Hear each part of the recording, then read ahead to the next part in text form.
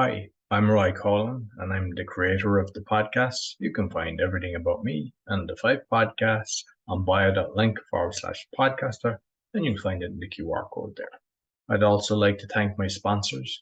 If you or someone you know is struggling with anxiety and want to know how to be 100% anxiety free in 6 weeks without therapy or drugs, Daniel Packard Anxiety Solution Program Company offers a 6 weeks system that permanently solves anxiety at an astounding 90% success rate. People who join the program only pay at the end once they have clear, measurable results.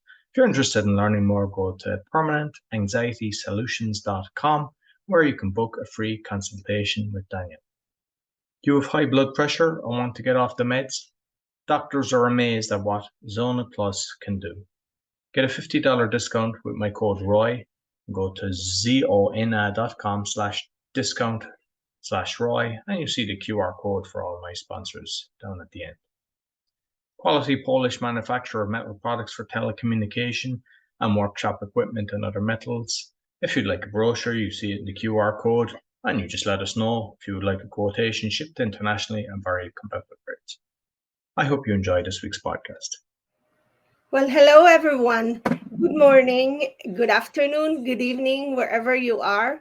We welcome you to Freedom International Livestream. I am Grace Asagra of Quantum Nurse Podcast, and with me are my friends and buddies, my colleagues. We've been like family from a distance, from Dr. Carl Moore and Roy Colan. So it's quite fascinating of how we all came together and just to hoping that we could make a difference. So for all of you who've been following us, we do appreciate, and we're so grateful that you can like, share, and support in any way possible for us and for our guests.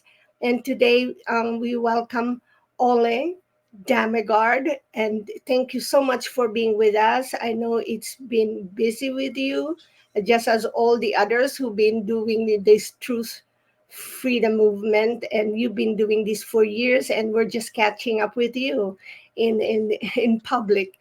So thank you, and we're really honored because he's known in the public sector and private that he's a seeker, a code breaker, and peacemaker. And there are many things that Ole does, and he's an artist, a musician, an author. He is a composer. He can do movies. He's done that, and an inventor.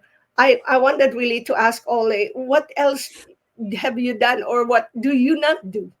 So maybe you can kind of just let help us understand more of what you've been doing. And it's really truly an honor and perfect timing that we have you, because as you see, we're all aware that every time we wake up, you never know what you're going to wake up to. So give us a little bit more introduction to for our viewers, please. Well, I can tell you what I'm not so good at, and that is resting. I'm not very good at sleeping either.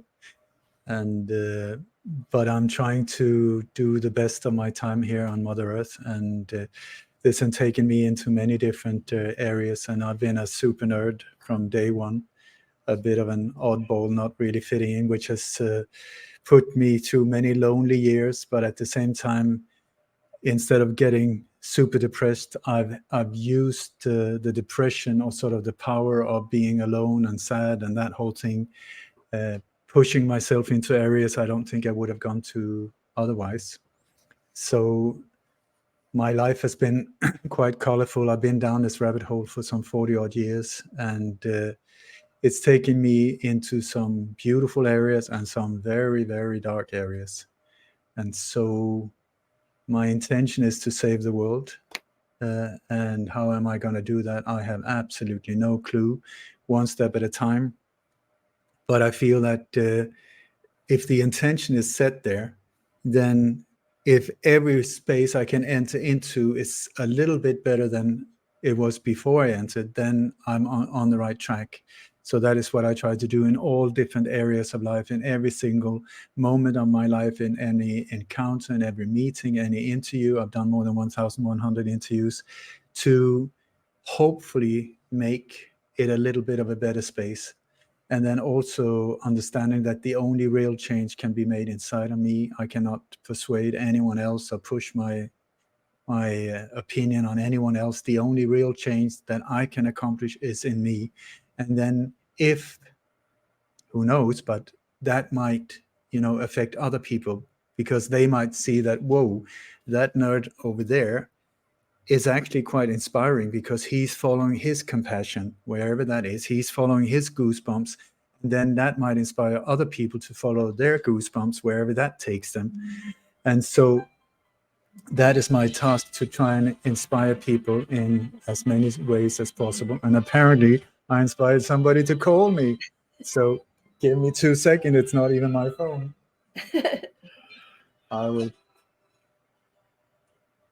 I don't even know how to turn it off.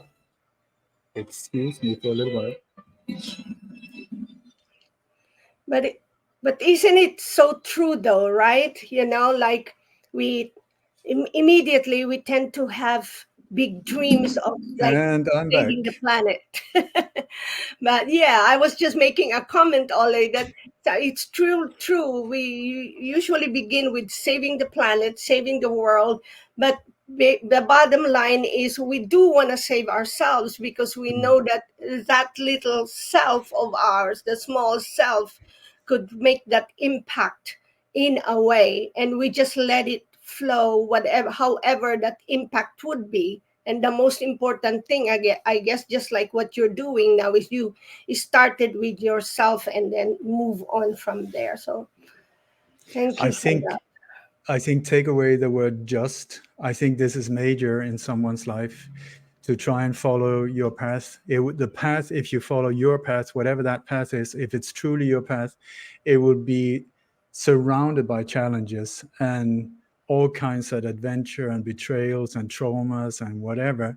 So it will smack you around. You will get a good smacking and a good, all kinds. You will be betrayed. You will betray others. You will be completely scared out of your mind. You will be brave. You will be sad. You will be depressed. And that is the journey.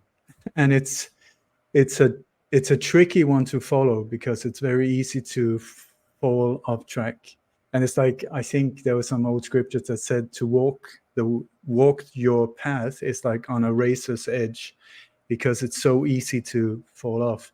So I'm just, for my whole life, I tried to walk that without really knowing what I was doing. I was just stumbling around trying to follow truth and to follow my heart wherever it took me. But that has put me in some very hard situations, I must say, very brutal. And I've lost many friends. Today I found out that Rainer Fulmich, a friend of mine who was the head of the Corona Investigative Committee, he was arrested in Mexico, and by six people coming from all the way from Germany, arresting him at the consulate in Mexico. I mean, Germany is not Germany. It's still US territory, had never been liberated after the Second World War. So it's indirectly the US who is extraditing him. And for what? I mean, for standing up in truth, and then be smacked around and hammered and betrayed, and which is part of this hero's journey. So it's not for wusses, I tell you that. It's not for lighthearted. And it's heartbreaking, and it's wonderful, and it's fascinating, and it's scary, and it's so I feel that the more you walk your path, maybe it doesn't have to be as dramatic as mine. Maybe I'm a drama queen that I go for these type of things, but it's a rough ride, and I don't know if you noticed, but the world is sort of cranking it up all the time. And it's just like now, like you said, every morning when you wake up, it's like, are you kidding me? What just happened? Are you what? And you have to, at least I have to unlearn all the time things I thought I knew, and then I was taken. They got me there as well, and there and there and there. So it's an unlearning process, and all the time trying to come back to the truth that I'm so passionately in love with.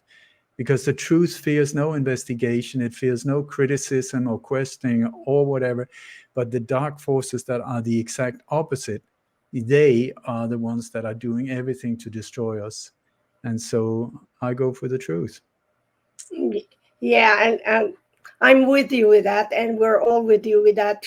Those who've been joining me in this podcast, because I was really, when I was feeling this morning, is that, oh, it's nice that we get together, but it's really sad that we tend to get together like this in a conversation that is so that that really triggers our emotions to be sad, angry, or just a lot of mixed emotions, especially that I feel that human beings are being used like not just as a pawn, as a sacrifice, but as a shield for everything that the narcissist, that the oligarchs, or however you address them, is just using. And here we are, we just never know. And yeah, it's sad. And so I was with a group of um, people who believe in election. So an election in 21 days will be happening in New Jersey. So we were getting together and having that conversation. And we always say that, my gosh, you just never know what you're going to get when we get together, and what are we really doing if we're making such a difference.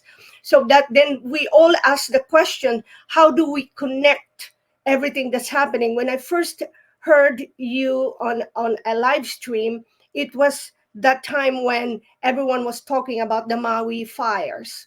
So then, but you see, after that, it's another chapter. It's like we're in a book, as people would say, same playbook, maybe same players as well. So I feel like I'm in a book. I go from one chapter to another. So that the first chapter I've met you is in the Maui fires, but now something more happened. So help us understand, help our audience understand, how do we look at these things, and maybe just see, how do you connect the dots from the time that we have a chapter 1 of the pandemic, then we have a chapter 2 of the Ukraine, and who knows before that, and these little sub chapters.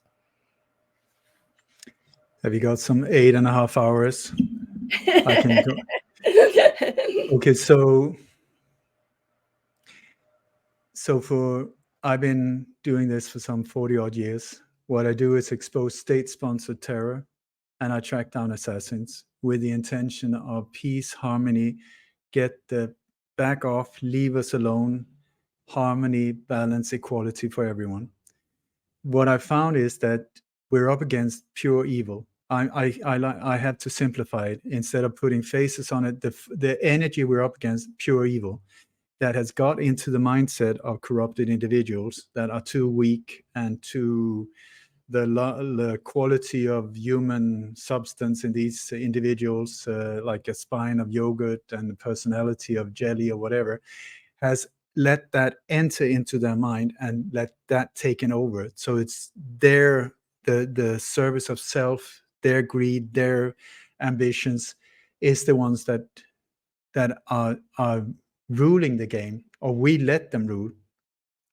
At the same time, we're in this matrix or whatever it is. I'm still confused. But in this matrix, I tell you, the worst assholes you find along your way are the best teachers. The absolute worst psychos are the best teachers. And many of us apparently need extreme situations, because I don't know about you, but I've been standing for 40 odd years saying, hello, hello, hello, something is going on. It's starting to smell burnt there. The firehouse is on fire. Maybe we should look that way instead of just watching the TV. Very few people listen the first 20 odd years. Then after 9/11, it started moving, boom, booty boom, booty boom, booty boom, booty boom. And then, so indirectly, these horror shows like the COVID operation is indirectly a blessing as well. Depends on how you see it, what you do with it. So this is a double-edged sword of absolute horror, but also a blessing. The same way you can use traumas. I have a whole collection of traumas. I think most of them, whatever, murders, whatever, abuse, I've been there. So I was a super victim for many years. If you ever need advice as how to become a victim, I'm your guy. I can tell you everything about it. But then I came to a point where it's like driving around with a flat tire. I was like, nothing was working. People were getting really fed up listening to me, my complaining.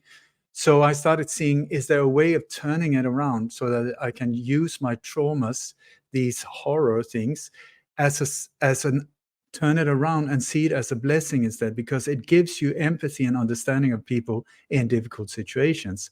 So that being said, for forever, I think there's always been a small little group of super psychos, take the Roman Empire or whatever, that have thought that they're so much better than the rest of us. So how could they fuck our minds? Sorry, my language, but that is a soft version of what I mean. Fuck with our minds so that it turns it around so that we worship them as gods. We ask them, please let me go to war and get my head blown off, or arms or legs or whatever, for your desires, not mine, because you, O Holy One, are my protector, my God, my everything. How did they do it? It was the old Romans in those days when there were no faxes, no telegram, no phones, no you name it, nothing, and still a small little group of people dressed in sheets and with a flower pot on their head could rule an empire the size of the Roman Empire. It was massive. How did they do it? How did they do it?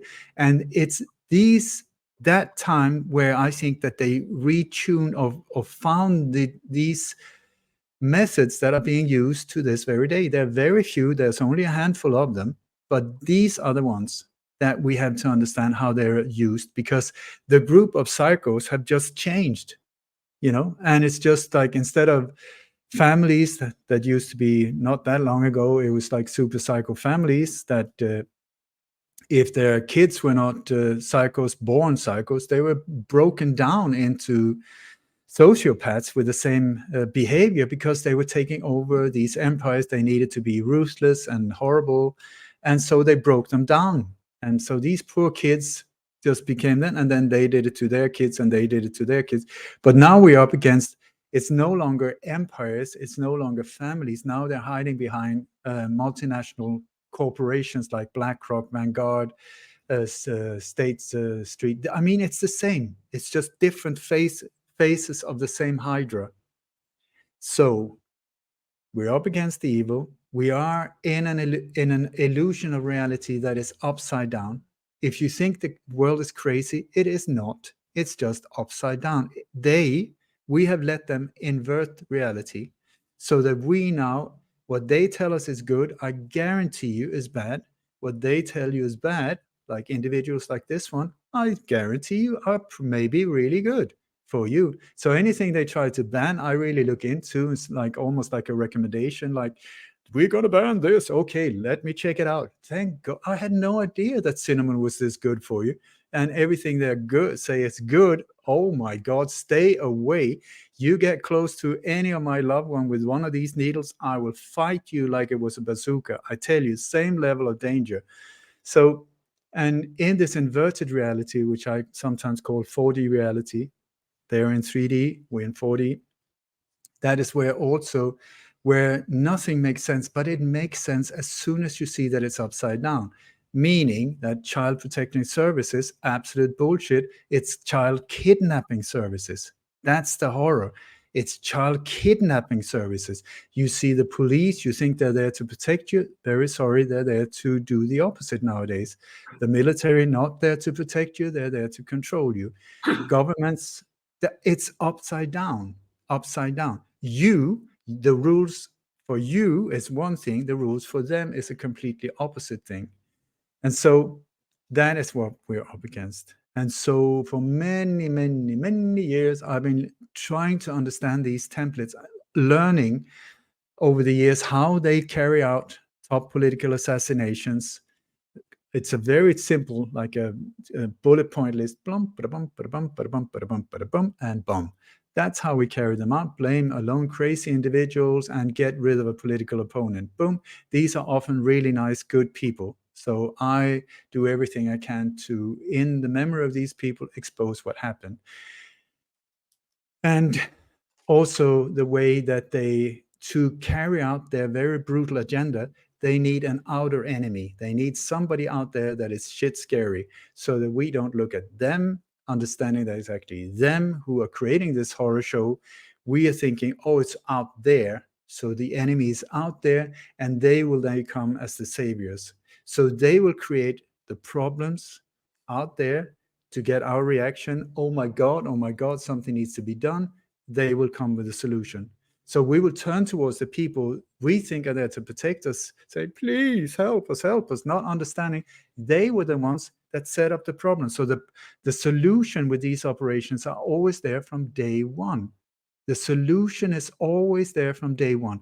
So how can they get us to accept the solution? They need to create a problem on the same level as the solution. So, for instance, like these bioweapons of mass destruction, or mass death, mass serial murder, called vaccines, they were there from day one. It was not done in 8 weeks and this kind of bullshit that we're being presented. Oh my God, it's breakthrough medical experience. No, not at all. There were years and years of preparation of this. It's not that they failed. It's not that they're not tested. They are perfect. They're there to destroy humans. They're there. They're incredibly toxic, and God knows what's in them. But it was like, how can they get us to inject ourselves? How can they get us to suicide ourselves? The problem needs to be big. So the level of the problem has to be the same balance like that. So with all of these operations, it is the same, and the same. It's like watching a Rocky Balboa movie. Will he win?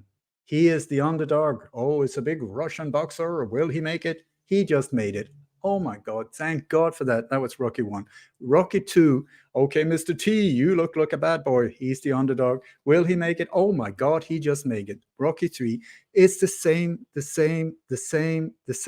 doesn't matter where it's carried out, because these operations, the thing is, humans are beautiful individuals. If you ask me, we're beautiful, and then we get messed up.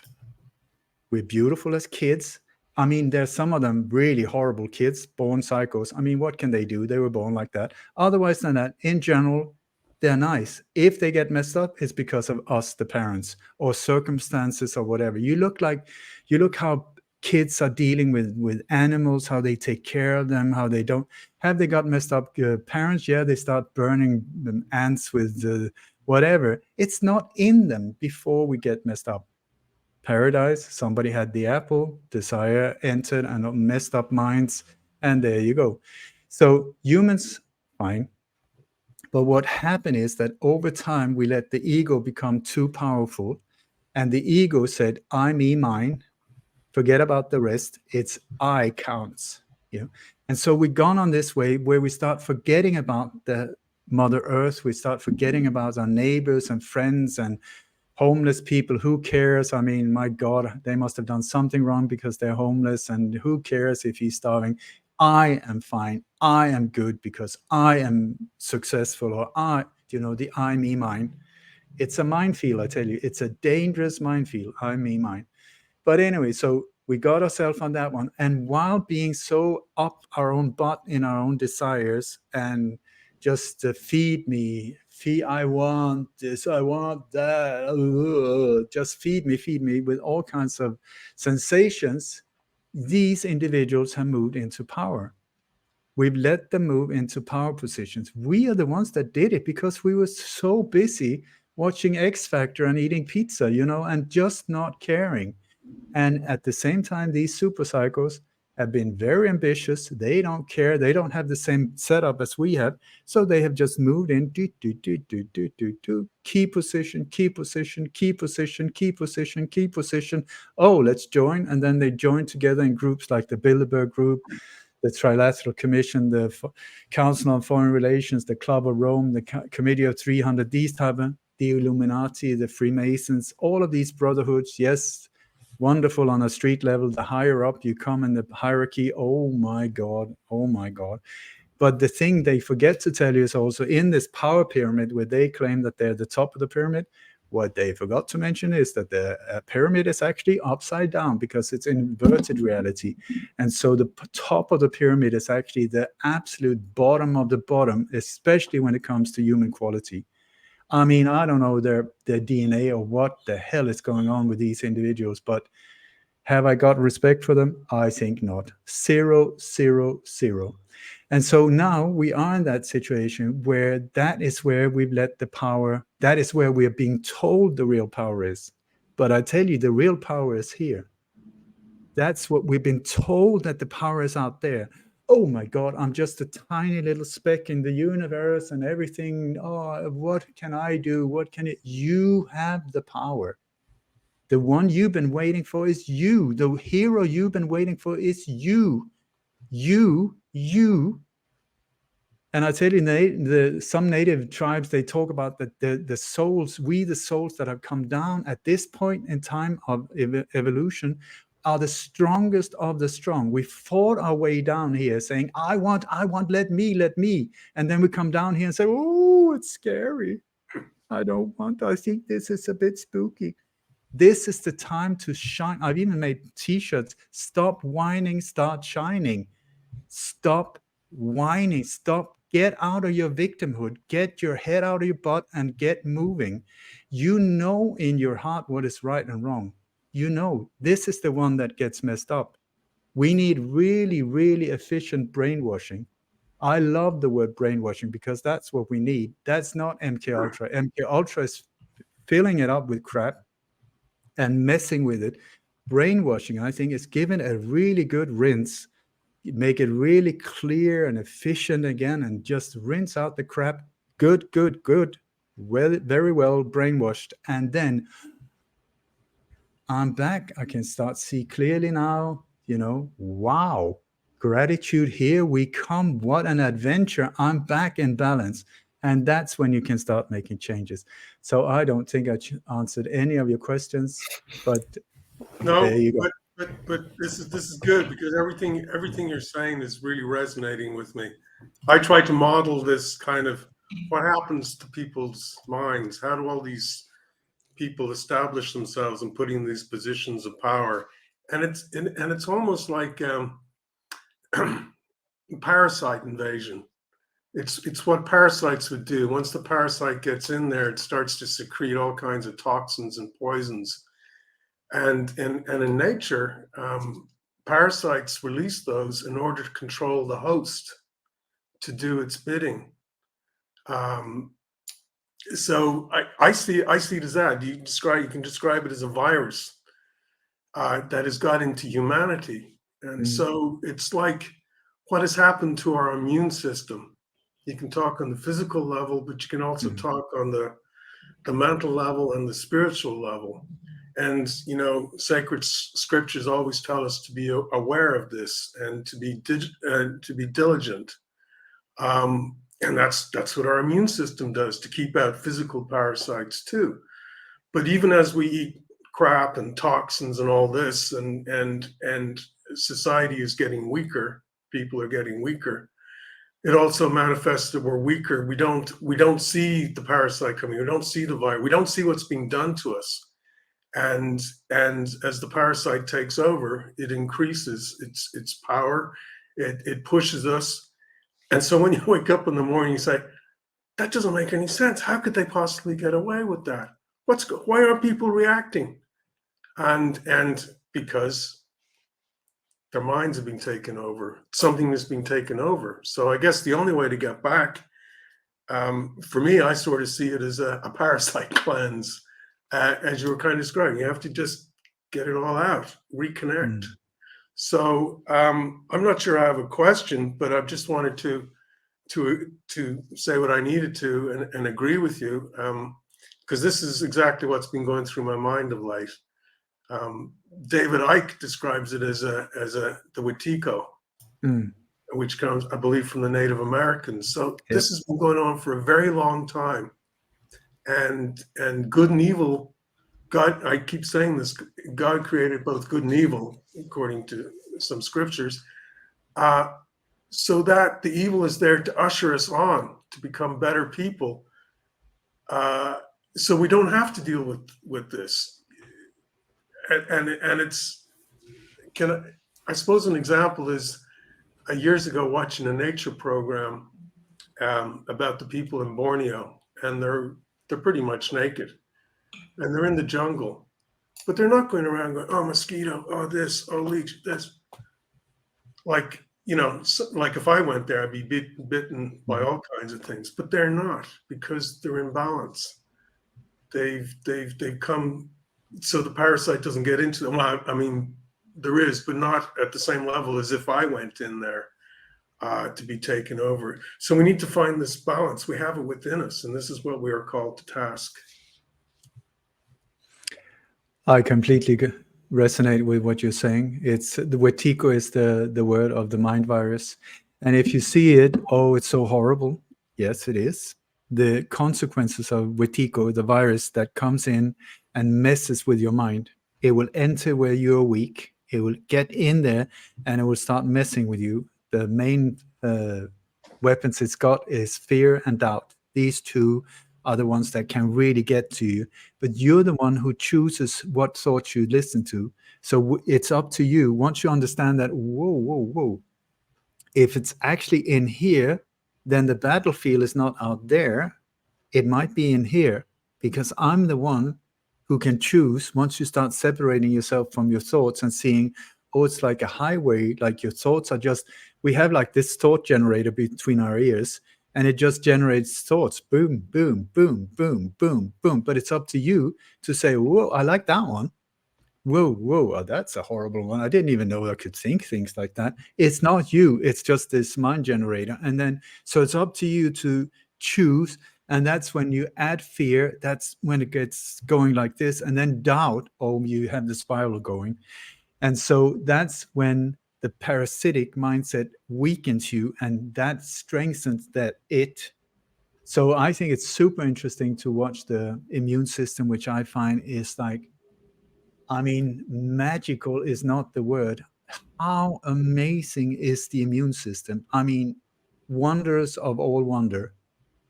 We got it inside ourselves. We got it. I cut myself. I kid you not. Within a few days, that cut will be gone. You won't believe me. I tell you, it's true. It's magical. And we all got it. It's absolutely amazing. And then we look for the solution out there. Let me get some more leftovers from the oil business and just put some crap in here that will make billions to these people because they tell me it's good for you. Yeah, it is. Maybe it's just that it's got side effects that will keep me on other type of crap from the oil industry and all kinds of leftovers for the rest of my life. But otherwise than that, you're doing great. I don't feel well, but I'm doing great. I don't have that symptom. I have a 99 other symptoms during the way. It's like, so as above, so below. You look at the immune system. You can look at the universe if you believe that's out there. It's like in layers. It's the same, just like the same way you look at the blood vessels or the nervous systems. It's exact same thing as on a leaf. The way the veins are in a leaf or a river delta. It's exactly the same. So that I find it's like boom, boom, boom. It's like coding, but on different levels, the same code being reused, meaning that maybe if we find ways that can solve sort of like a blood clot in a vein, a blood vein, that could maybe, if we find, oh, that's how we solve that, maybe that could help a river delta, or the other way around. That's how they saved a river delta getting back in balance. Maybe we can use that for this. And so, but we put the power, we're giving our power away. That's the thing. We're giving our power away. And so you were talking about the elections. My comment, elections. Sorry, come again. What was it? It's like a more waste of life's energy. I don't know what would be. How many times do people have to lie to you before you start getting that? They might be lying. They might be telling me things that I want to hear.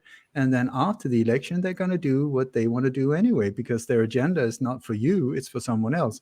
But that was only that person. Next election, it's going to be different. I tell you that. So I'm going to go and yeah, I'm going to put my vote, and now it's digital, so anyone can manipulate with it. But otherwise than that, I'm a responsible grown-up. I have put down my vote. I have changed society. Absolutely not. You've just wasted another day of your life, and you've given the power away. How many times, how many countries, how many of these have I seen? It's unbelievable. But this time there will be change. It will be freedom, equality for everybody. Let's see, have they used that before? Freedom, that's one. Change is another one. Heard that about 100 times. So I'm sure there's going to be change and freedom now. And it's just absolutely not true. Grace, if I invited you out for a cup of coffee and I said, let's meet on Thursday, 9 o'clock at this cafe, you come Thursday, 9 o'clock, because you are somebody, you're a trustworthy person. You're there, 9 o'clock, Thursday morning. I'm not there. So we say, you call me and say, where are you? I say, oh, I'm sorry, I'm sick. By the way, I'm sick. Next Thursday, I'm not there again. So how many times do I have to repeat that before you say, Grace? He's kind of a sympathetic guy. I sort of like, he's not horrible, but I just can't trust him because he never does what he says. And it's like, that's politics for you. And by the way, if you don't know how democracy works, I will now demonstrate for you. This is my hand. This is the left. This is the right. There's somebody in the middle. These are normally big parties. And if you look at, I don't know how many different countries I looked into, it's normally set up like that. One big to the right, one big to the left. You got one center one, that's one for you. And then you got some small ones in the middle that are not so powerful, but it's sort of, and then you can choose, which one do you want? This one, this one, this one, this one, maybe this one. Because this is what you get. You are going to get screwed because all of them belongs to me. And I have selected who are going to be my fingers. But keep choosing. You just go for it. It will cost another $1 billion in tax money and all of these things. It's already rigged, so don't worry. Nothing will change. It's the same power structure again and again. And whoever is president is just a nice, glossy cover that will look beautiful, and the horror will just continue until we take the power back. Yeah, I think the most important thing, I don't have much faith in elections because of what you said. It's handing over your power. And when you do pick a candidate, you usually try to pick the best one, but you don't always agree with everything that they say or do. And so you're in a compromised position. I think you're much better off guarding your thoughts, because what you think is more likely what's going to manifest in the world. I mean, that's the basis of quantum physics. In 1927, the boys came up to Einstein and said, we have a problem. When we're doing experiments with fundamental particles like the photon or the electron, when we look at the experiment, we're affecting the outcome of how it behaves, whether it's a particle or a wave. So right there, you have the connection between how we think and what is manifest. And so that brings it back to me that it's really being careful what you manifest in this world, and being connected to heart and soul.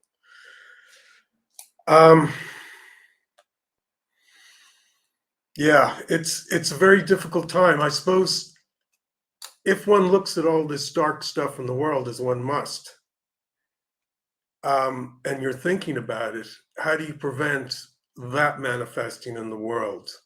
So there must be some mechanism in you that you've adopted in order to protect yourself, to stay with the light while acknowledging that there is this great evil. Maybe you can say something on that.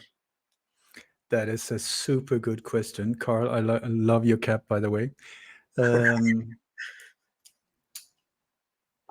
I sometimes have questioned myself and said, am I part of keeping this madness going because I put such focus on it? If so, maybe I should really start focusing on carrots instead, watch them grow. Because maybe that would be more of service for humanity to watch these carrots than watch these cycles. So I'm still confused if what I'm doing is right or wrong. But what I really hope is that the way I see it is like, it's not what you focus on, it's what you charge it with. So if you see something, if you charge it with fear, if you charge it with hate, if you charge it with anger, it attracts, it amplifies. It's just like if you're on acid or other mind expanding experiences, bufo, ayahuasca, these type of things. What are you dealing with? I don't know. I think it's super spooky because I don't know what is real and what is wrong and what real or what is not. But with these experiences, what I've seen is what I focus on starts growing. So if that starts getting scary, if I just move my attention somewhere else, this goes away and this starts growing. So what I try to do is, since I live in this matrix, I see it as different layers, like the spiritual war, spiritual experience. On the highest level, there is no war. It's just like an illusion. All of it, the world is a stage, like, yoo-hoo, let's just go for it. Nothing is bad, wrong, right, whatever. It's just an experience. The lower down you come down on the street level where we live, these meat suits are walking around doing stuff. Here, we are in a position where we can make changes, good, bad, black, white, up, down. It's up to us. I can become the next worst serial killer in Bali within the next 20 minutes. Let me just go and grab a kitchen knife. There's people out in the street. I can do it. Or I can try to become a saint, or I can try to do whatever. So what I try to is go into the belly of the beast with no judgment of the sinner, a lot of focus on the sin, so that I disconnect the charge, and so that I see it as a mystery or a puzzle or a code that if I break this code, like I'm called a code breaker, if I can connect the dots to something better by exposing you're actually being duped here. If you connect that one, if you just pull the curtain and you start seeing that you're being duped, then you can make better choices. Because many of us are being fooled into thinking, oh, this painting is actually super red. It's red, it's red, it's red. The media keep telling me it's red. But when I pull the curtain and say, no, it's actually blue, then it's up to you to say, that's okay. Then it's up to you. Do you like blue? Do you like red? What do you want? But at least then you see clearly. You can start seeing clearly. And that is what people have said what I do is they call it conspirituality. Conspirituality, conspiracy actually just means breathing together. So in one way, it's a beautiful thing, but it's turned into something ugly. But to pull the curtain and say, this is actually what is going on, with no judgment, and at the same time, I'm taking no bullshit. When on a street level, when somebody gets hurt, I will do my best to transcend that, to stop that, because I have failed. I remember when I was 18, we were out partying one night in a small little town, and there was this bully. He was feared in the city. Even the police was afraid of him. And he approached me and my friend and wanted to smack us around. And I turned my back and left my friend alone with him. Thank God nothing happened, but it was not because of me, I tell you that. And I felt so awful after that. I really felt so awful. So I promised myself, this is not happening again. This is not going to happen again. And since then, I've been trying to keep that promise to the best of my ability. So when people are being hurt, and people are being hurt in so many different areas now, then I do my utmost to transcend it and heal it with the truth, non-violence, fearlessness, even though I'm shit scared sometimes. Fearless, people say, oh, he's so brave. Like, it's like there's no fear involved. I would say the more afraid you are and you still do it because you know it's the right thing, that's bravery, in my world at least.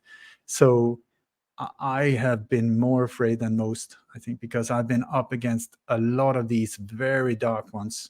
I even have friends that are former assassins on a very high level, and Black Ops and CIA and you name it. My life is like a bad movie, I tell you, in many ways. But I keep the focus on the highest. I try to keep the focus on the highest. And also, before every interview I do, any presentation or tour or whatever, or meeting, if I meet someone, I have a prayer. It's I'm not a religious individual, but I am a spiritual being, as we all are. So I call in, there's this bearded guru, his name was Gurudev.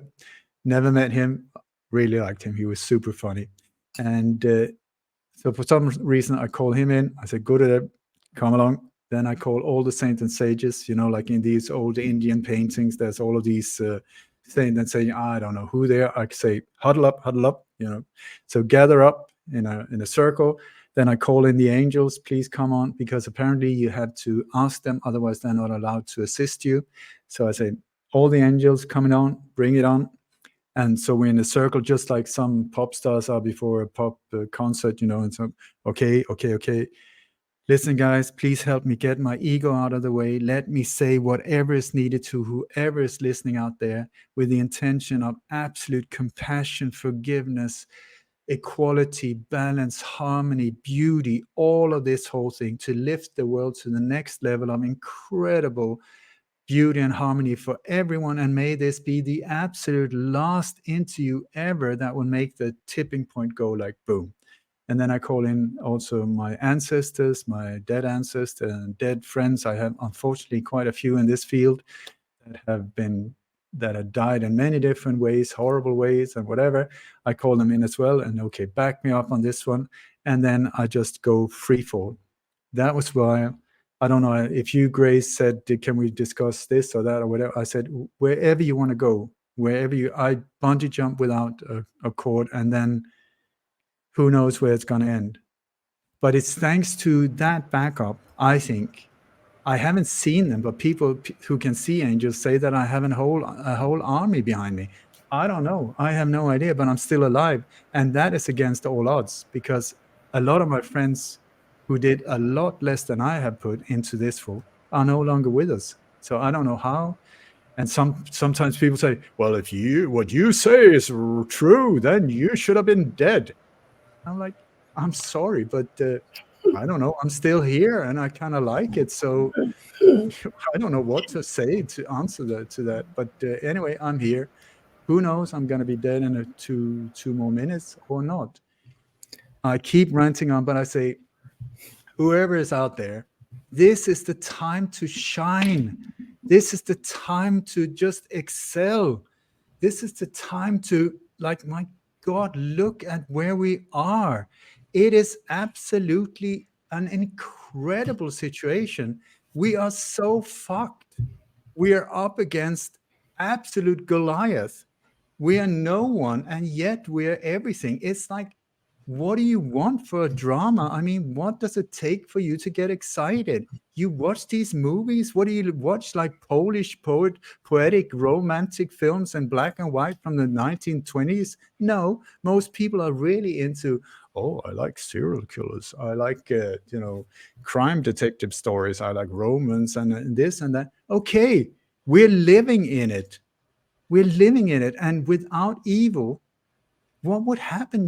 Batman would be driving around in Gotham City in this transgender outfit in a weird car. Without the Joker, okay, so he was driving another block around. Well, that was Friday night, nothing happened, but my God, everybody's happy and okay. Yeah, let's go Saturday night. Let's bring it on. No Joker, nothing happened. We would be bored to tears. Joker enters, suddenly we had, excitement, drama, love, all of these things. That's where we are. We love it on the screen. We live it. We say, oh, freak me out. We have the Joker. We have super psychos around us. I mean, Klaus Einor Schwab. I mean, can it get better than that? Dark Vader outfit, Star Wars, the whole thing. Where's the white cat and the mustache? He's even got a German accent. I mean, how obvious does it have to be before you get it? You got like this super professor completely out of his mind with unlimited funds, no knowledge whatsoever, no wisdom. Hill Bill Gates or Kill Bill Hell Gates, whatever his name, backed by Hillary Clinton, and these type of super psychos. And we're complaining and we're saying, let's vote for them again. Just because they come with a needle and said, we'll bring on another one. It will help you feel a lot better. Yes, many of you die, but don't worry about that. Just take another one. I mean, I'll just give you another one. When my daughter was 4 years old, I was sitting doing adult stuff. I was watching things around 9/11, where you have these two towers that got dustified and in free fall speed, whoom, disappeared. It was only the biggest, most strong buildings ever made up until that date that just disappeared in nowhere, in thin air, became dustified and went free speed, no rubble that should have been 13 stories high, piles of rubble, all of it free fall like this. So my daughter came, she was running around naked, playing around, saying, my daddy, what are you doing? And so I told her the official story. Well, there was these two planes and they flew in, and then the fuel turned that on. And then she said, Dad, I'm a child, I'm not stupid. Why are you lying to me?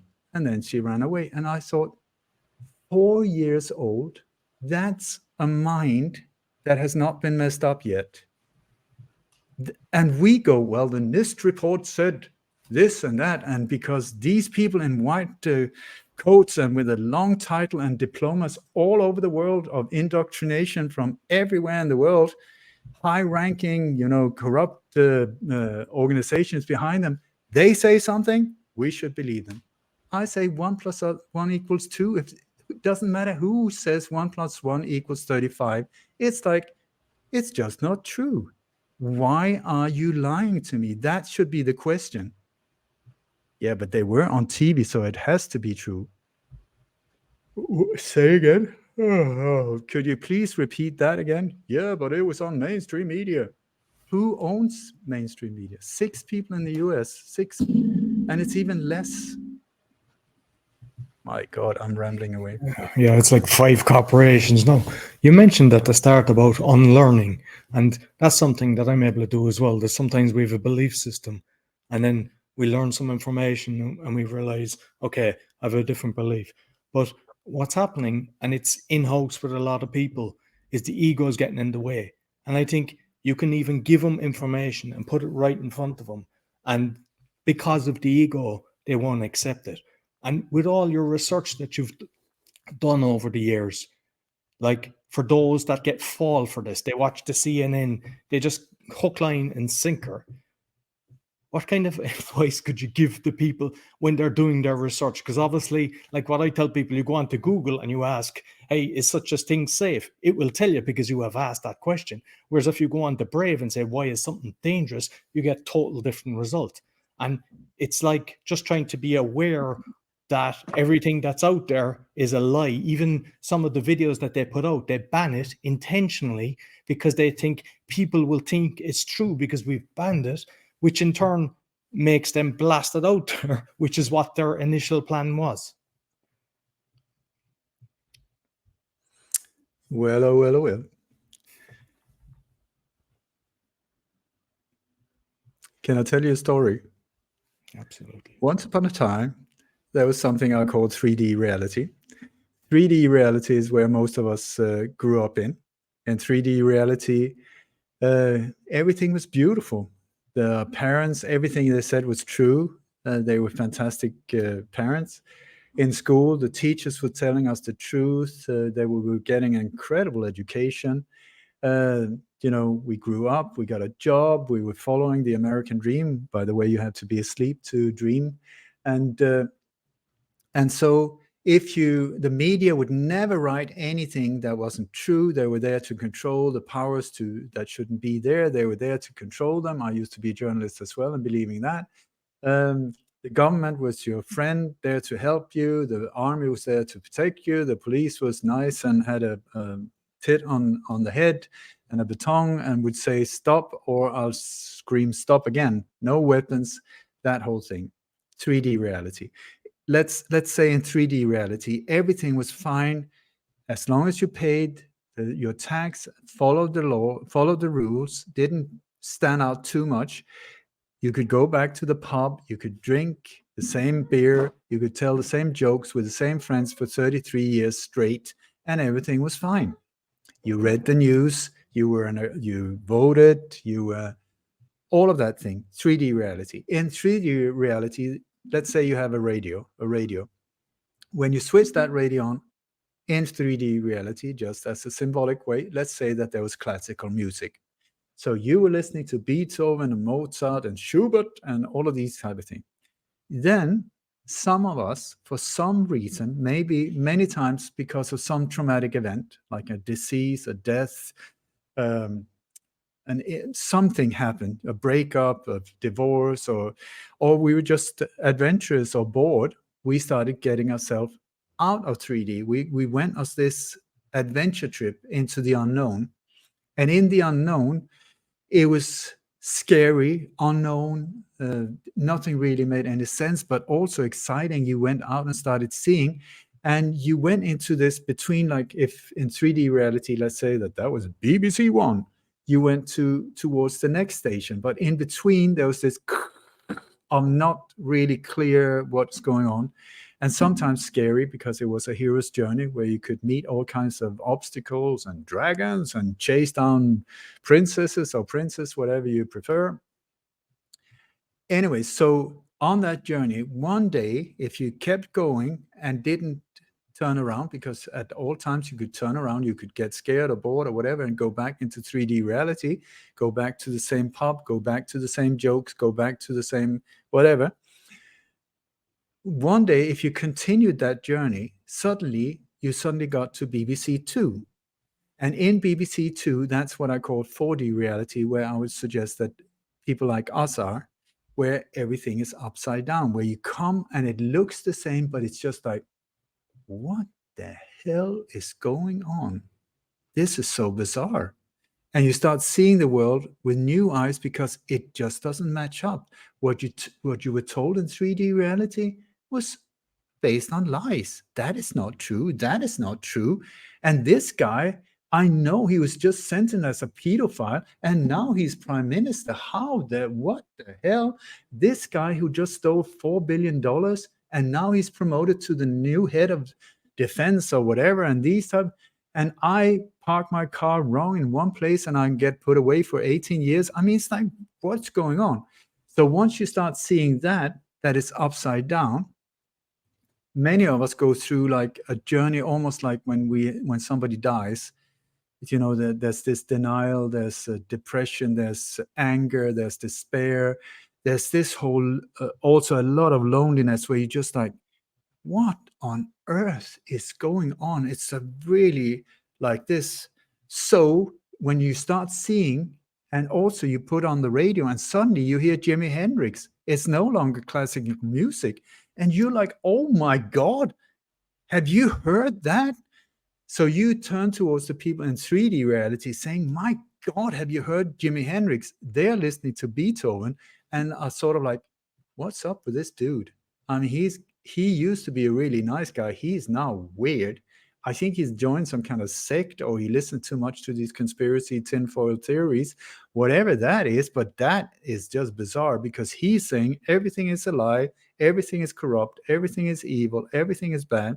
So 3D people are just like, not listening. I'm so not listening. Don't want, because the same way we are when somebody knocks on the doors and it's Jehovah's Witnesses. How do you feel when you open the door and they're standing there in their nice suits with the truth, with the book under their arm, and they say, hello, do you mind if we come in? And you just feel, yes, I do. Please fuck off and leave me alone. But I cannot say that. So I'll say, I'm not feeling too well and I have to go on. Absolute lie. It's you just like, go, leave me. That's what you mean. Close the door.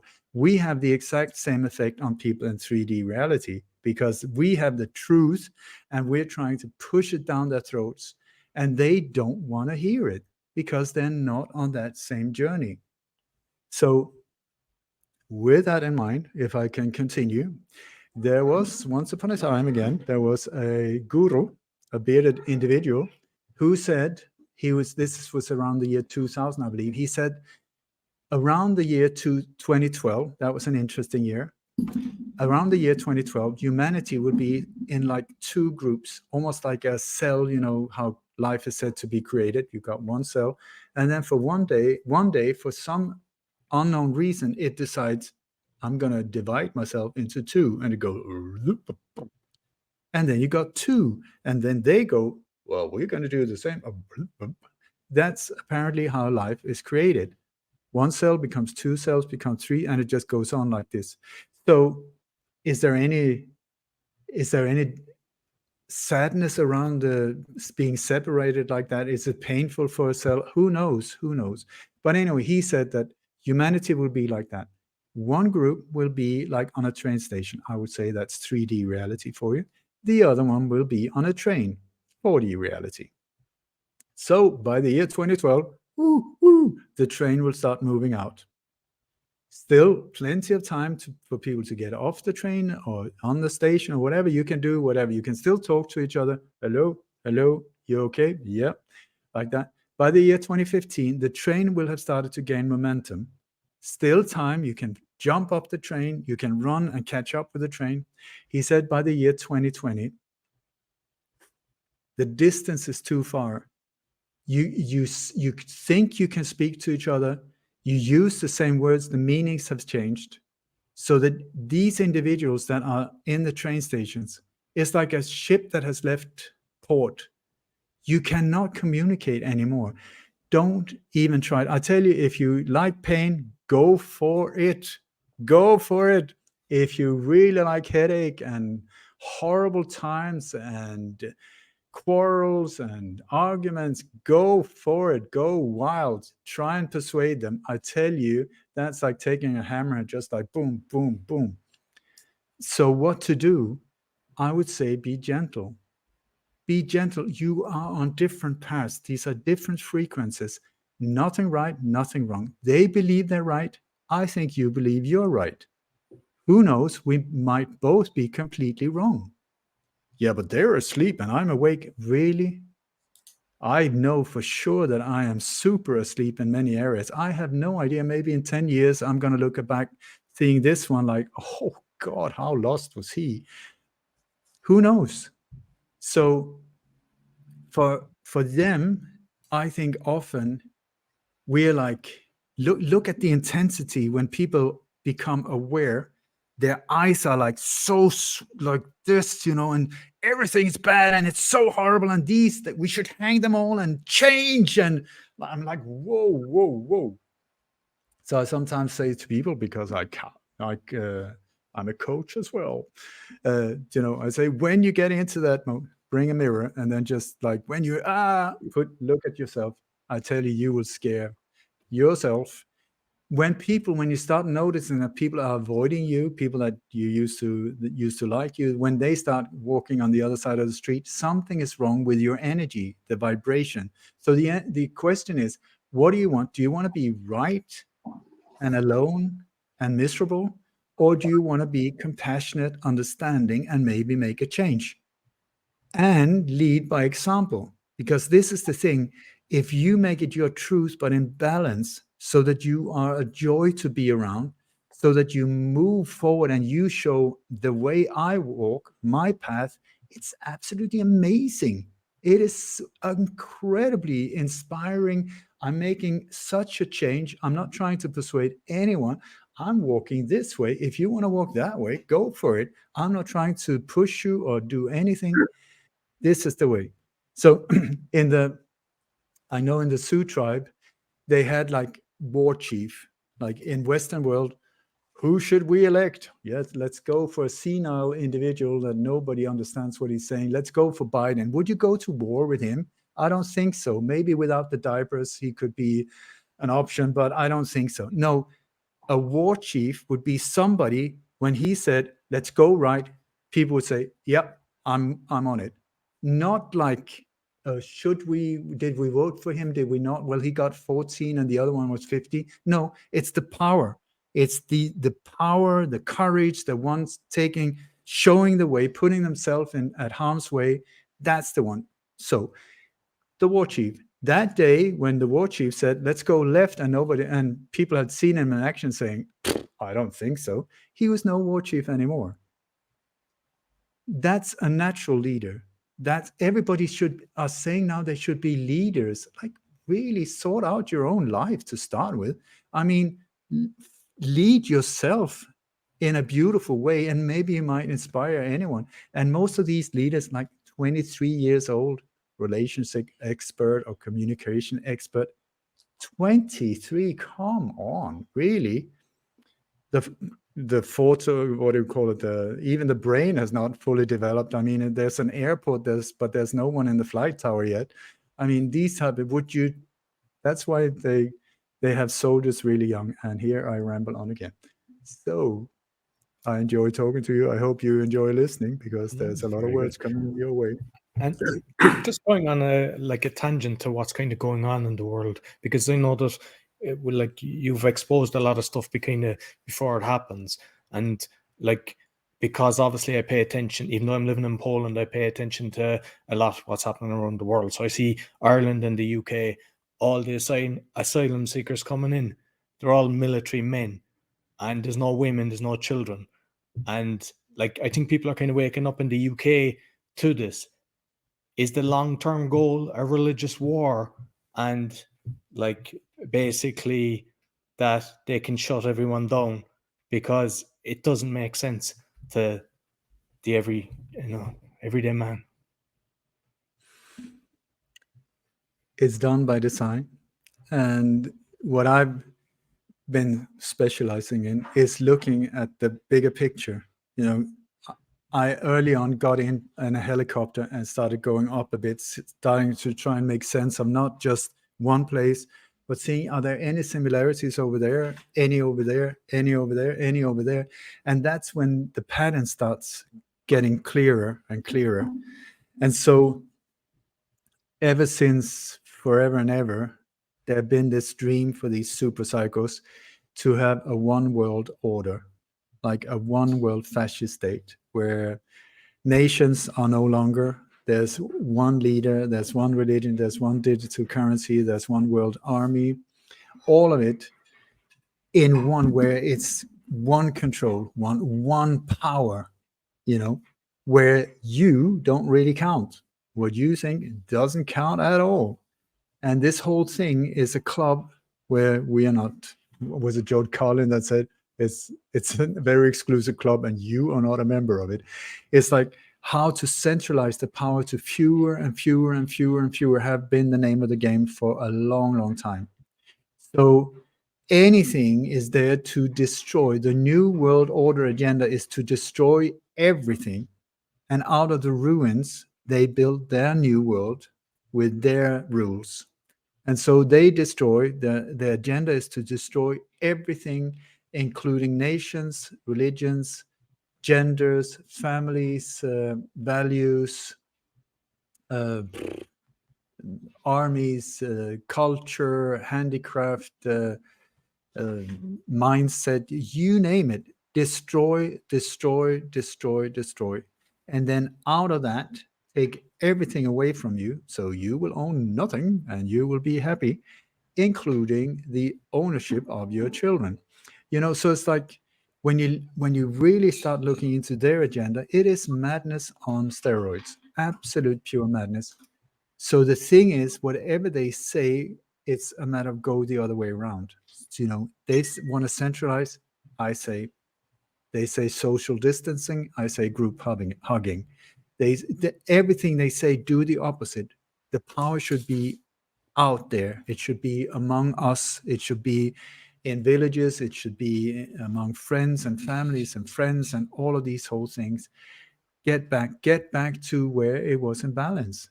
It's just look at nature, look at history. It's not that long ago that many things was in balance for hundreds and hundreds of years. And then this mindset took over and it has just taken off. So to answer your question, it doesn't matter where you look now, because it's the New World Order has taken on a new name. It's Agenda 21 or Agenda 2030, which is sort of like a middle station. Agenda 21 is for the 21st century. And The Agenda 21, which they're not hiding, is exactly what I said. Complete centralized power with a digital grid of all aspects of life, this Internet of Things, where everything is digitally controlled. Everything is digitally controlled. So how do they do this? So when you see immigrants come in, when you see all of these things, most of us look at them and say, oh my God, I hate Muslims. What are they doing here? They're destroying our land. Look at them. They're building mosques. It's horrible. I can't sleep. 5 o'clock, they start, oh. Who gave them the permission? Who let them in? Who is the one giving them much more, social benefits or whatever than the local people that have paid, that have worked their whole life and for the pension that are getting nothing? The whole thing is to create envy, to create diversion, divide and conquer. They are the problem. They're the problem. They're the problem. Then they cut down the budget for the police. They bring in criminal elements, young men, many of them messed up by wars created by the same forces. So you absolutely rape, plunder, and bomb the living bejesus out of a country to create a refugee stream of refugees. Then you let them in. They're completely messed up because of your bombings. You let them in. You hand out some little weapons. You cut down the budget for the police. You get the whole thing going. You get racism going. You get the military to get more power than the police, so that the military will start helping the police and militarize the police, and put the normal police that are really good guys with just being overloaded with bureaucracy and paperwork so that they can't do anything. And you just set it up like that, and you build it up, and then you start pumping out in media. I don't know, you said you were in Poland. I can tell you exactly what the Polish media is writing about. Never seen a Polish newspaper, but there's going to be a lot about violence. There's going to be a lot about these crimes. There's going to be a lot of pointing towards these immigrants that just gang raped this poor woman, and they chopped the head of 14 babies while there was a vicar watching, and it was just horrible, horrible, horrible. And then they were taken to court, and in court they were laughing at the judge, and they were spitting while reading the Quran, saying, fuck off, all of you, I'm going to heaven while I'm going to bomb myself to death. And then they were released. But the poor victims were so mistreated and horrible. It's to set it up. Am I somewhat correct when it comes to the Polish newspaper? I would strongly suggest that it's something like that. And then all the time they say, well, the way out is NATO. The way out is this and this and this and this, so that we will more and more believe them of what to do. Because so the whole thing, it's done by design to completely deconstruct a society in all different ways, and genders this whole thing about, now I'm going to be offended if you don't respect me because I am a non-binary person that identifies as wallpaper today. So if you don't see me as wallpaper, I'm get offended, and I will be. I mean, what is that? It was in Monty Python 15 years ago. What is going on now? Yes, my rights. I want to stand with a pink wig on in military uniform while being a general and gay. I mean, it's just bizarre. But that's how they completely mess with your mind and change the morals out the window, so that what was moral standards, like I give you my word, that one, yeah, right, that doesn't count as all. And then instead it's focused on these completely meaningless things, like this whole LBTB, JB, JB, JB, JB, 70 different genders. There will be 104 tomorrow. While all of these things are going on, this is divert the attention, divide and conquer, and then problem, reaction, solution, where they will be the ones creating the problems to get the reaction, so that they can come in with more and more militarized power, more and more surveillance, more and more digital passports and digital this and that. And then when we say, oh, I don't believe this anymore, then they will bring in a virus, and the virus will then suddenly justify it, or a natural disaster, because natural disasters like directed energy weapons in Maui and stuff like that, suddenly insurance companies know they don't pay anything. They can do whatever they want. complete brutal rape and plunder because it was nature that just did it. No, they weaponized weather. So, yeah, it's interesting times. One of the, as you were saying that, it was like when the Maui fires started, for about a month after, there was all this information. Was it directed energy weapons, cars melting, the sea going on fire, people not being allowed out, children disappearing. Now, I don't hear anything because, as Grace was saying, we're on the next chapter in the book. We're distracted, looking at something else. So they're almost like can do this and get away with it because they can just dangle some other shiny object in another direction, and we all go follow it. So what did happen to those children? Did they really disappear, or is it just conspiracy theory? The word conspiracy theory is a weaponized word by the CIA that was created 64 to 67 against people that ask questions like what happened? You're not supposed to ask questions like that. You're supposed to accept the official narrative. Otherwise, they will label you like that. The thing is with conspiracy theorists or conspiracy theory, they add a doubt, and the doubt then allows whoever who says it to make jokes of you or like this whole thing. So it's every single time in interviews, mainstream media, conspiracy theories, and people say I'm a conspiracy theory expert. Absolutely not. I'm so not interested in theories. Who gives a shit? Is the moon made of a green cheese? That would be a theory. No, maybe it's yellow. I haven't been there. That's a theory. I look for facts like not scientific, but crime detective exposure of I'm trying to figure out what went down, what happened, because so many times we're being told one thing and then the repercussions of that can have incredible impact on our lives. So I think it's important to find out, was that actually what happened?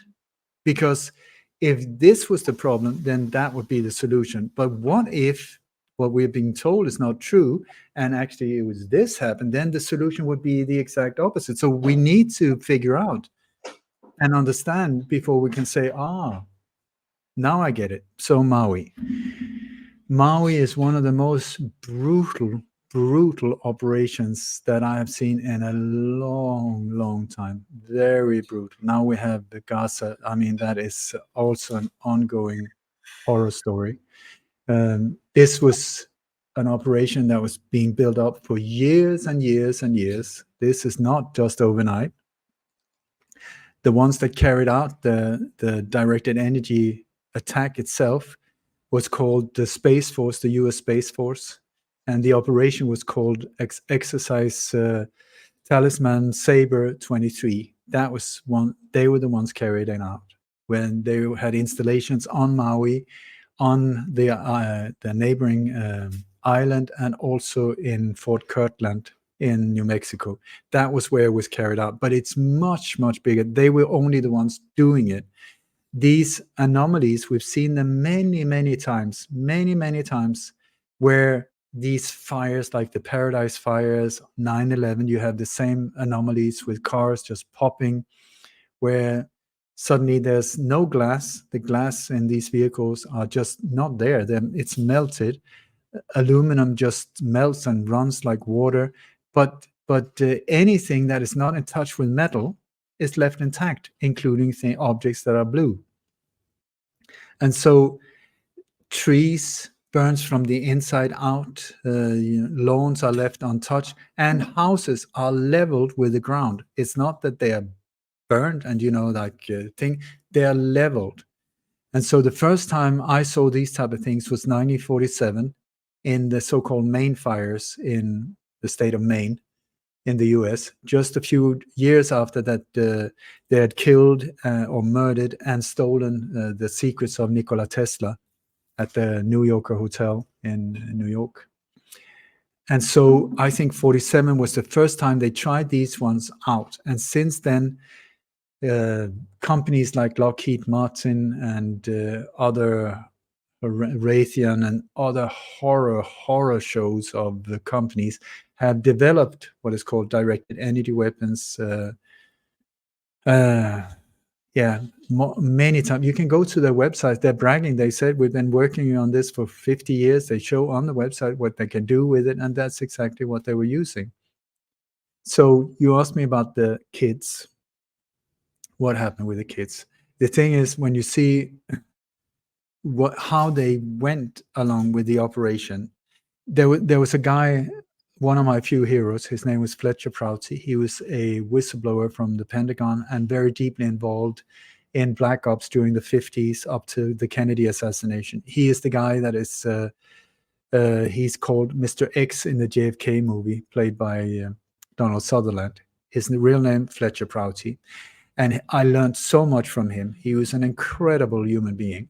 And what he said was, when you look at these operations, when they're our operations, meaning Black Ops from the inside, look at what does not happen the way it should.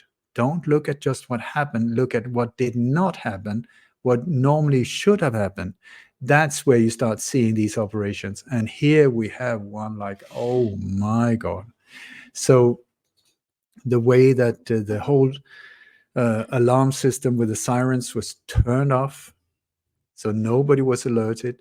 The way that the power was cut off 6 hours before the fires, so that no modems, no routers, no anything else. The cell phone coverage was cut. That's blocked in different ways. Also, you just block the with frequencies so that you can't take photos. That's why there's very few film things there and photos and anything. And also, when the fire started, nobody was alerted. At the same time as the fires were going on, not only were people blocked in with roadblocks, they were redirected from the bypass. There's a highway up there where they were redirected in down to Front Street. And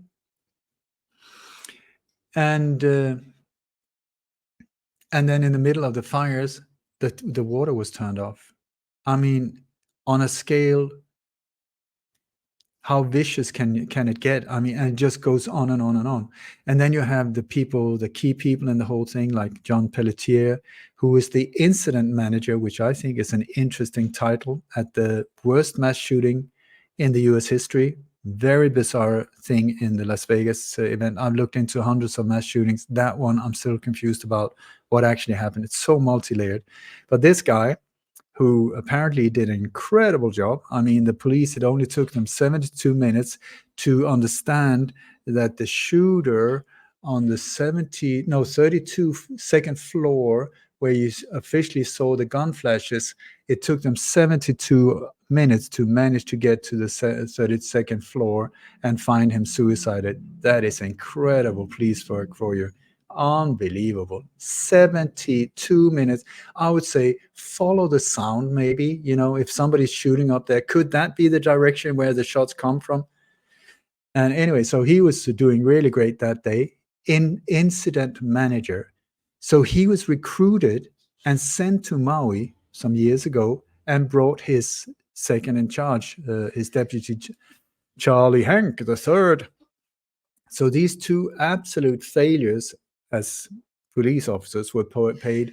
He was paid $50,000 just to move there, and they bypassed all the legal rights, to be appointed a police chief there. There was other candidates, local ones that knew what they were doing, pushed to the side. He was the new one.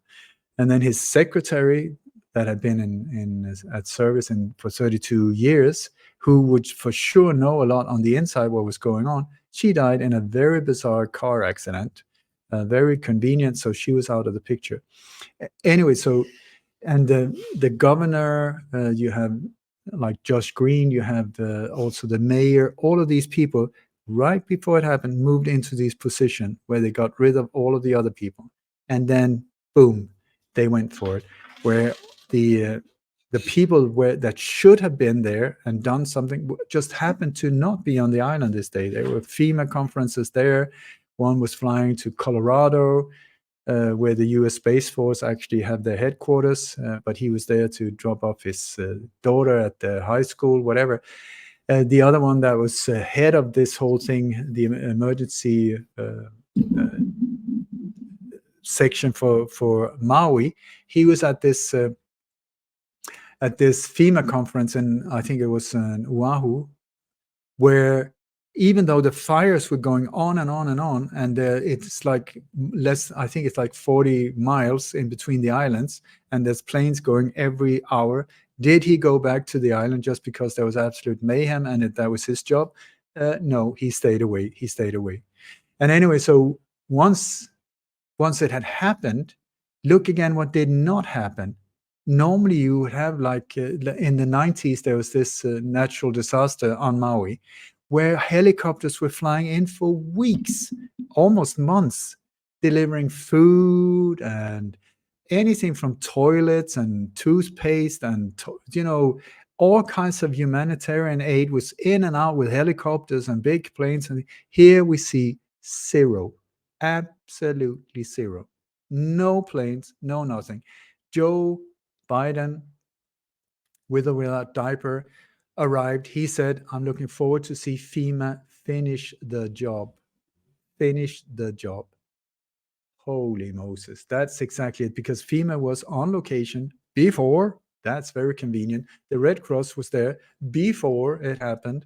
And so all of these were that should have been there were not there. The people that should not be there were there. And so the first thing they did was just close the whole thing off with big black sheet. You know the whole story. But what I'm saying is this is a setup. Every single step is such a setup. And you got another incident manager there. I can't remember his name now, but he was also the incident manager in the California Paradise fires. Very, very similar thing here, where it's like ethnic cleansing and real estate grab. That's what they do. They push people out of the areas and push them into the cities to become homeless and into the smart grid while grabbing all of these areas. It's brutal. And they make sure that as many people die as possible. Also I think for the property rights and so on, so that you don't have people that are connected to the property so that they can just take over. So in Paradise, for instance, also they always handpick these names, so they're part of the psychological operation. Paradise on Fire. What was the other one? It's all the time. So places where you think you're safe, no, sorry, that's hell as well. I spoke to one recently. He said that he was in these fires and they had just installed like these white digital boxes on the light post in the area, and they made these ones knocked out the cars and make them stall. So people that were trying to escape from the area, the cars just died. So he was one of the few that was lucky enough to manage to get out, because he just got out of the car and just started running. So many other people were sitting in the cars and just got vaporized, so they could easily take over when I say we're up against pure evil, I mean, how can you describe these things? And here we see the same thing in Maui. These poor people that now, because suddenly the news says, well, now this is happening, and suddenly we completely forget about that. Because, I mean, Maui, wasn't that like 2 years ago? No, it's still going on.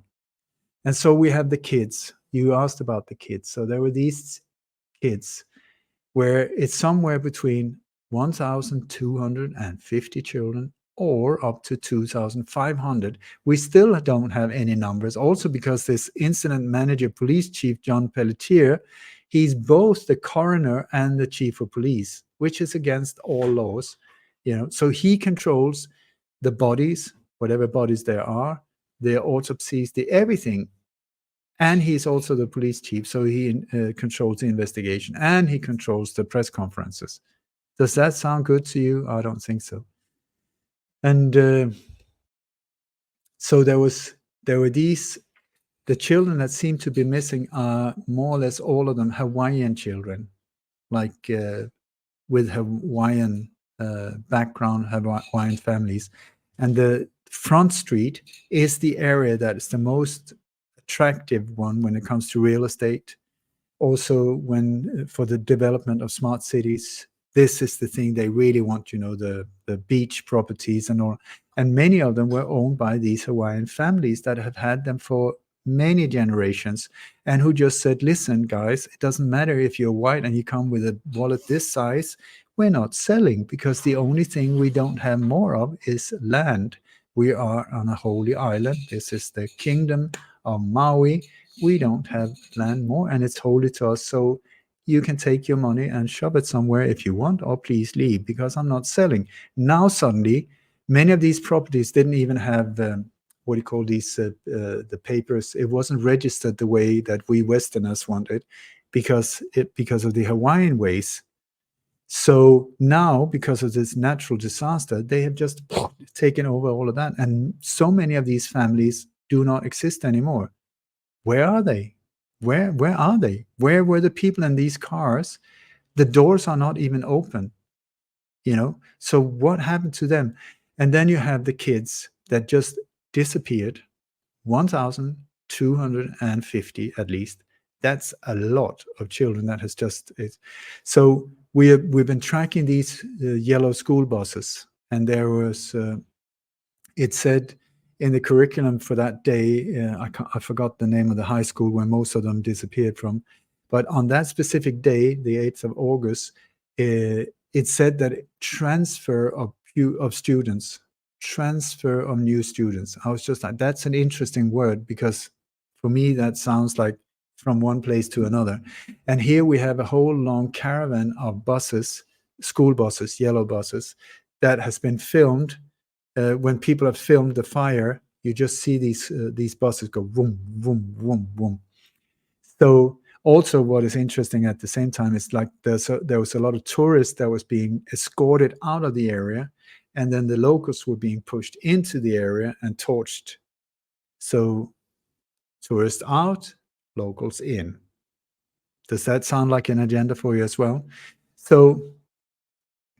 So we tracked these buses. There was between 12 and 15 of these school buses that were missing.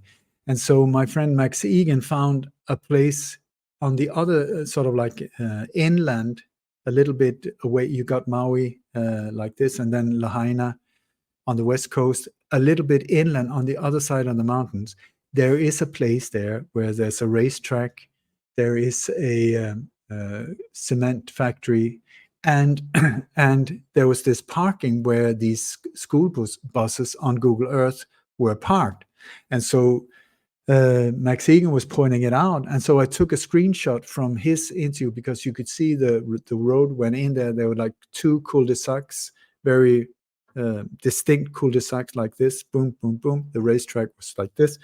And the school buses was parked there. So I took a screenshot of this Google Earth image. And then I went back to see if I could find it. I found it right away. But now the Google Earth images are changed. It's gone. The parking where the buses were is no longer there. The cul-de-sac is just, and it's done really, really not good. Photoshop out the window. Somebody who didn't know what they were doing has just like pasted an image on top of it, faded it out. It's not the same. It's just really not good. And then instead I found the buses like a mile and a half further north. That's where they pasted it in. Once again, not very good. So I thought, what on earth? Who has the power to change images on Google Earth? That is not just Mr. Jones or Mr. Smith sitting from home fiddling around with his PC. That is somebody high up trying to cover their tracks. And so why were they so eager to cover their tracks there? So I started looking into this area, and there is one building.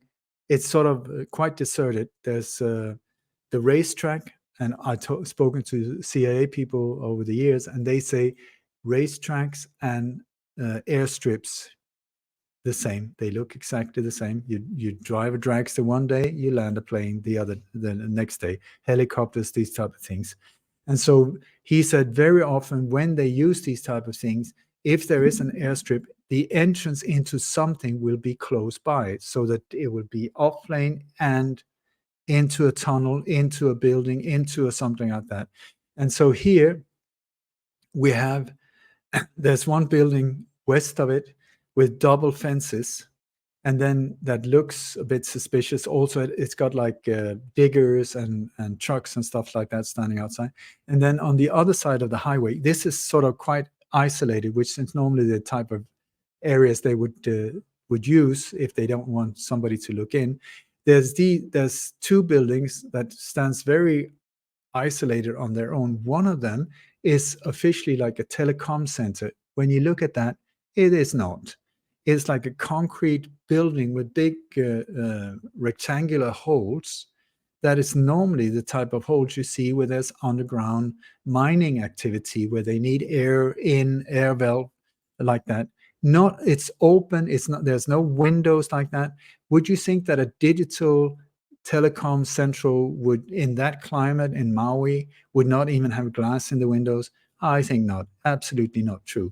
So what's going on there? And for years, there's been painted graffiti on this building specifically, with the names of missing kids.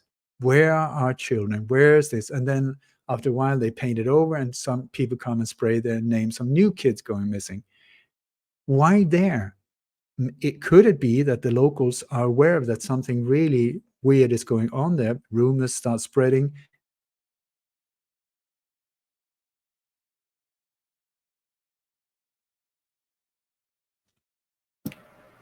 Is Ole? Oh, yeah. You got frozen for a bit. So, well, wow. So, if I can only say that only God knows what happened, I think that whole place is a hub for sex trafficking that has been used. There's a lot of kids that has been going missing on Hawaii, the Hawaiian Islands, for years, and I think that is a hub for this whole thing. And that's why they're trying to cover their tracks. And I believe, I'm speculating now, but one of the reasons why these kids are missing and why it's so silent when it comes to the parents, why are there no parents screaming, where's my kid, where's my kid? I think that there is a possibility that they're being used for blackmail. We got your kid, you sign over all the rights, all the papers, everything like that, and we might release your kid. Or they got the parents as well. But there's been a whole long line of big C-130 Hercules and C-17, whatever they called, these massive planes flying in and out. I've got quite a few of the flight numbers for these flights. Some of them going, there's one Leland Airlines that has been used by the CIA and NSA multiple times, and they have been flying, as far as I know, to Fort Kirtland, among other places, which is exactly the one that is also connected with Maui when it comes to directed energy weapons, where they got specific like virtual reality combat zones where warfighters, they're called warfighters, can sit and play like video games, but with virtual reality, but direct this type of weaponry. And the emblem, I kid you not, when it comes to this US Space Force, one of the emblems that they have on their patch, the patch that they have on the shoulder, is like 3 laser beams going down, and then there's a map of the world, and the laser beams are pointing straight to Hawaii.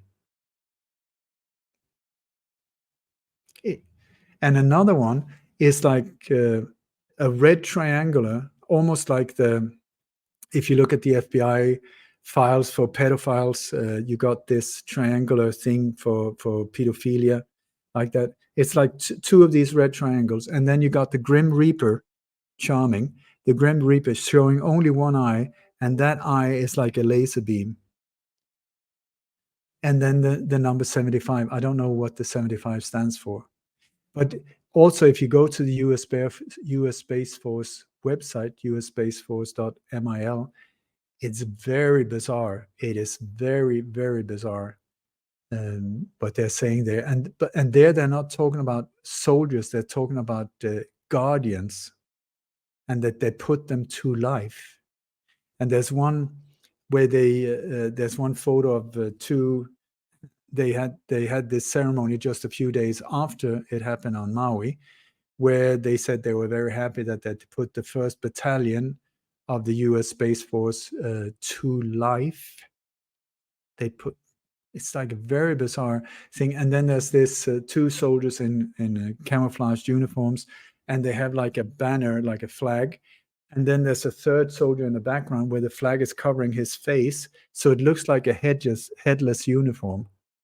And then underneath it said that they put the battalion to life. I'm just like, are we talking AI or what? Is that some kind of super soldier? What on earth is going on here? Yeah, I was thinking when you said that, were they referring to robots or something like that? It's an odd expression. But It's the whole thing very is, what you just spelled out there was worse than what I could have imagined. I mean, I've heard some of this stuff in Maui, and it's so awful that you don't want to go there. That's part of the thing. It's very difficult to entertain something like that, and that's probably another way they can mask it. It's too horrific for most people to even contemplate. It's too out there, and so ordinary people can't get a handle on this at all. But so Carl, if it was your daughter, how would you react? And dear Mr. Roy, if it was your son, how would you react? Would you sit and, well, I'm gonna wait another 2 weeks and then maybe I'll do some crosswords, and by the end of the month I'm considering going and finding out? It's like, no, it's just we do like this. It's too much, but it's still happening. And God knows what's going on with these kids, because we have a lot of sex trafficking going on, and the circles of it's. But then with these operations also, it's like we're up against like an illusionist. When I've been on tour talking about these things, twice there's been people in the audience when I've been describing false flag operations, and the way that these operations are carried out, the modus operandi. 2 people have stepped forward and said, "My God, you've described my profession." And so I said, "So what are you?" And one of them said, "I'm a magician," and the other one said, "I'm an illusionist." And this is the thing. It's like this, and they say, "Look at the hand," David Copperfield, or, "Oh, look, oh, it's a rabbit. Where did it come? Oh, it's magic." No, it came from somewhere, and very often they want us to look at that hand where actually we should look at the one behind the back. So this is where, when something happens and media says, "Look there," I look there. I'm like, everywhere. And also, just like Apache trackers, like you have, say that there's a circle, something has happened inside the circle. So you go there and you find a set of tracks that goes in, and you said, "I found it." No, that's 1% of the 360. You should check everything. Were there any tracks, other tracks? Was there maybe a donkey came in, or a kangaroo, or what? All the 360, all of the ones where it was not here, that's also important. It was not there either. It was not there. It was not there. It was not. But what the hell was that? So we can't just let us. Also, sometimes these tracks can be read like red herrings that have been put there on purpose. I mean, do you know the CIA? I went to this museum, the CIA museum, where they had a normal pair of shoes, but how do you say? The soles were turned the wrong ways around, so that you got the back of the shoe like this, meaning the guy was walking in this direction, but the tracks were pointing in that direction. So simple, you could just click, and turn it like that. We're so easily fooled. So it's a matter of deception. Whoa. I need to really look into this before I say anything. And then it seems to be sleight of hand on a massive scale. It has to be in order to get away with it. But it's I think we're running out of time here, Ole, and we probably have to wrap it up. I would love to chat with you more. This could go on for another few days talking like this, I'm sure, without a problem. But let me hand you back to Grace. Thank you, everyone. Ole, thank you so much. what I really wanted to maybe say to the audience is, as you kept saying, we have to zoom in, we have to zoom out, zoom in, zoom out, and really cover everything. So basically, just keep it simple for us and question everything. And if there's any more last words you want to share, Ole, and yeah, in when our schedule again fits in, we would like to have a follow-up conversation, because we can never stop having this conversation for us and for our audience. So go ahead and let them know where they can please connect with you. But first of all, thank you for having me. And any last words? It sounds like I'm on death row. So I would like a hamburger, and I've never smoked before, but let's have a cigarette. But anyway, what I would like to say that I am super optimistic. I'm in my heart. This one is my problem. My heart knows this is just a minor bump in the road. It's called the New World Order. So it ain't over till it's over. And whoever the fat lady was who was singing, I don't care. It ain't over till it's over. So just because it looks very scary, look at any Hollywood movie. When you come about, or hero's journey, when you come about 95% of the way, it looks like, oh my God, the hero, they're never going to make it. They're never. And then if they stick to it, they keep the inner balance. Oof, and suddenly, and everybody lived happily after. The end. Boom. To be continued. So where are we? I would say 95% or 98. It's absolute crazy what's going on, and really scary, and really turmoil, and I think they say it's the end game, so bring it on. I mean, come on, let's get it over and done with, either that way or that way. I would prefer that way, but bring it on. And very often when you challenge these ones saying, I don't fear you, I get scared, but I'm not backing down, it's like the power diminish. I really think that evil can only rule and grow in the dark, in shadows. That's why programs like this I find very, very important. And I really salute you for creating this platform, because it's when we aim the light into the dark, the shadows just go boom. It looks, you go around, you're scared of the darkness. It's really scary. You switch on the light, boom, it's gone. Darkness is gone. There's no struggle. It's not the shadows, I'm not leaving, I'm not. No, it's gone. Shadows have no power over light. Light has the power. So my website is lightonconspiracies.com. That's my American segue voice. Lightonconspiracies.com. That's plural for you, because there's more than one going on. And on that website, you can spend like 5 years. I kid you not. There's more than 6,000 articles for free. There's more than 1,100 on my interviews. There's podcasts. There's what we call daylights. There's sofa talks. There's my newsletter. Please sign up for my newsletter. I've been doing it for the last 10 years or something. I go into extreme details where I find the stuff, because the thing is, what they do is that they leave clues about upcoming attacks in the forensic evidence. I was informed by an insider many years ago. I didn't believe it. And then I started seeing, oh my God, it's actually true. And since then, once I understood that it was true, my last name has become a verb. So hashtag Dammegard or hashtag dammegarding is to find these clues and point it out big time before the real attack goes down.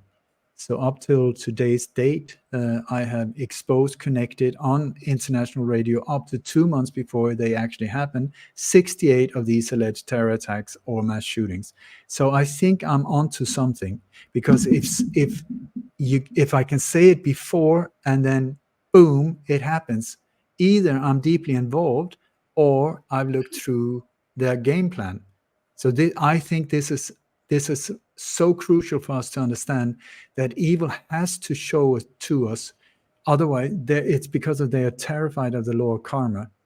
But they think that if they show us what they're going to do and we don't do anything about it, we indirectly consent, and then the bad karma is on our shoulders, not theirs. So it's completely selfish of them to do it, and they do it in really sneaky ways, but it's there. It is there.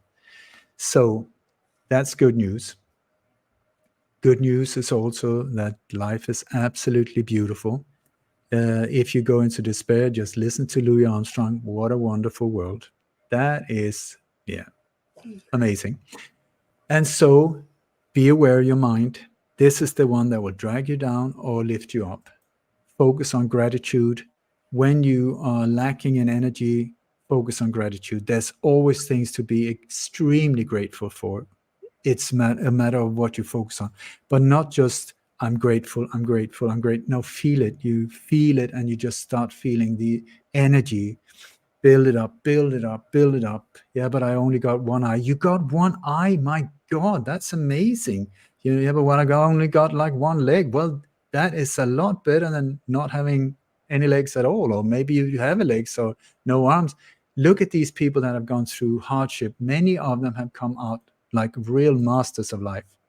So lift, become aware of your energy, your thoughts, keep the inner balance, go non-violent so that we don't create a lot of bad karma, and then just focus on what you want to accomplish instead of just like corona is like the word COVID is like a roundabout, like COVID. You don't get anywhere except you stay in this fear mode.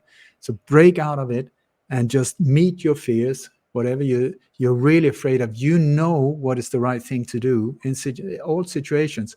Don't ask this one, ask your heart.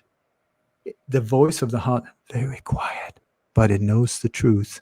So follow that one, your life will start opening up. Terrifying, scary, and beautiful. When you meet your fear, it's like a door. Behind the door, if you manage to face it and open it, there will be a diamond behind it. And that diamond will lead you. So follow your goosebumps. That's the thing.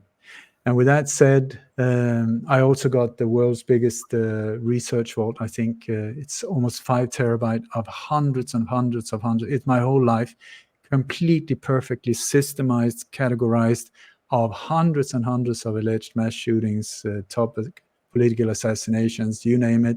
But also, it's packed. It is packed, and so much of this information does no longer exist because it is brutally being shut down every single day. Just gone. So we need to save that for generations to come. If you would be interested in helping me to protect that, contact me, and I share my life for a price on these hard drives and send it out there, and then you can share it to friends and families and hide it and do whatever so that it will be safe for the future. And that being said, I would like to finish with a prayer. I'm not a religious person because I think religion is very often misguiding people with good hearts as a control. But I am a spiritual being, as we all are. And there's this prayer that I absolutely loved. It was my spiritual teacher, Nelly Chelaram, who gave me this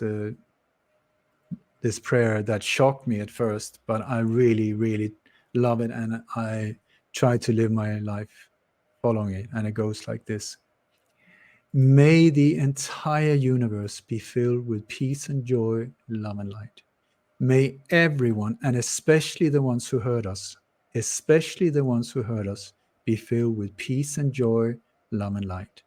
May the light of truth overcome all darkness, so victory to that light.